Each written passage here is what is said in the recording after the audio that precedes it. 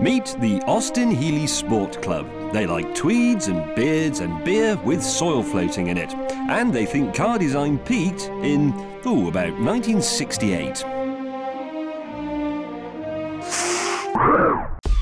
Meet Absy and his crew. They like hoodies and trainers and Argos jewellery. And they think the ideal number of speakers in a car is about 68. These two groups are the chalks and the cheeses in the world of the differing car cultures, and we've brought them together to settle an argument. You see, I think this modern obsession with horsepower is absolutely idiotic. A simple, light, well-sorted classic will be more than a match for some youth car with 5,000 horsepower and a big stereo. Yes, and I think the opposite. So the only way to settle this is with a duel, and that duel will take place here, at the famous Prescott Hill Climb course in Gloucestershire. It's one of the most prestigious tracks in Britain, the motor racing equivalent of Vera Lynn.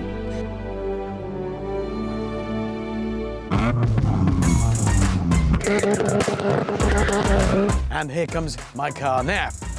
I'm sort of guessing that's not your kind of thing. No. No, not at all. What colour is that? National Health Service green, I suspect.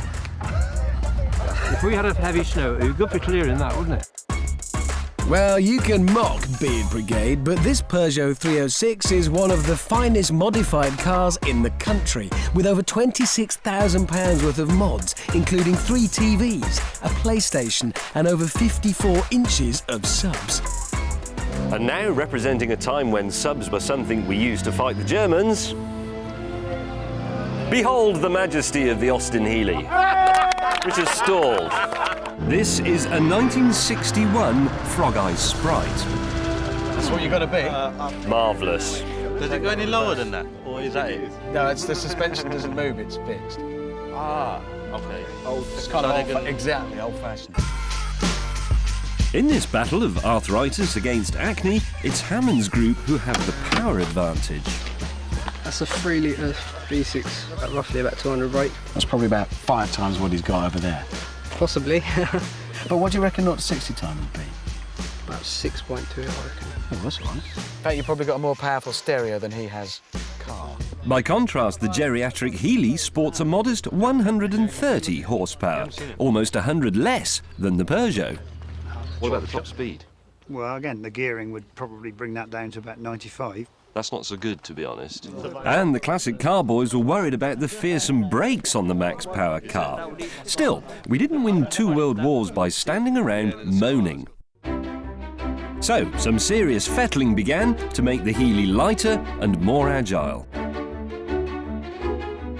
Marvellous. Thank you very much.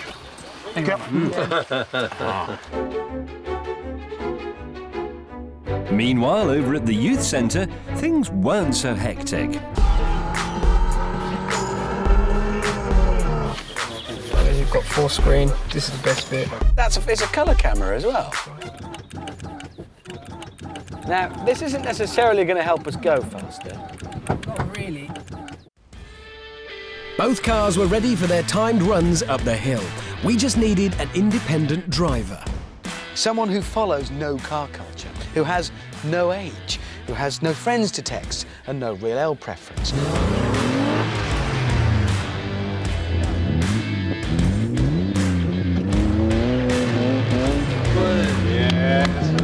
Not a completely convincing start. Do you mind me saying that? Sounds good, though. Sounds great. Sure enough, it was quick on the straights, but this mobile Halfords paid the price on the corners.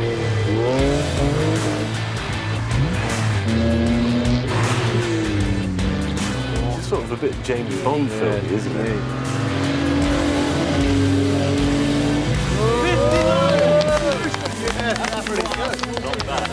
That was enough to worry the Healey chaps.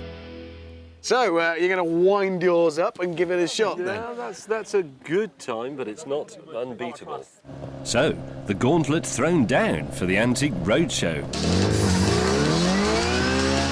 That weight makes it... It really did leap away. Yes, this isn't the coolest the Stig has ever looked, but in the Healey, he was in good shape through the corners.